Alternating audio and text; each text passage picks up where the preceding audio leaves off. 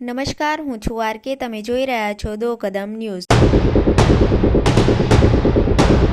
છોટાઉદેપુર જિલ્લાના બોડેલી તાલુકાના નવાપુરા નજીક આજે વહેલી સવારે એક ગંભીર અકસ્માત સર્જાયો હતો. અકસ્માત વહેલી સવારે 5 વાગે બન્યો હતો, જ્યારે ગોંડલથી મધ્યપ્રદેશના બળવાની તરફ જઈ રહેલી ઇકો કાર રોડ પરથી નીચે ઉતરી ગઈ હતી અને ઝાડ સાથે ધડાકેભેર અથડાઈ હતી. અકસ્માત સર્જાતા એક વ્યક્તિનું ઘટના સ્થળે જ મૃત્યુ થયું હતું, જ્યારે અન્ય 10 મુસાફરોને ઈજાઓ થઈ છે. પ્રાથમિક માહિતી અનુસાર કાર ચાલકે કોઈ કારણસર સ્ટીયરિંગ પરનો કાબુ ગુમાવ્યો હતો, જેના પરિણામે ઇકો કાર રોડના બાજુમાં આવેલા ઝાડમાં ઠોકાતા પડી કૂવરી ગયું હતું. અકસ્માતમાં ઈજાઓ થઈ હતી, તેમને તાત્કાલિક સારવાર બોડેલીની સ્થાનિક હોસ્પિટલ ખસેડવામાં આવ્યા હતા અને મૃત્યુ પામેલા વ્યક્તિને બોડેલી પોલીસે મૃતદેહનો કબજો લઈને પીએમ માટે ખસેડવામાં આવ્યો હતો.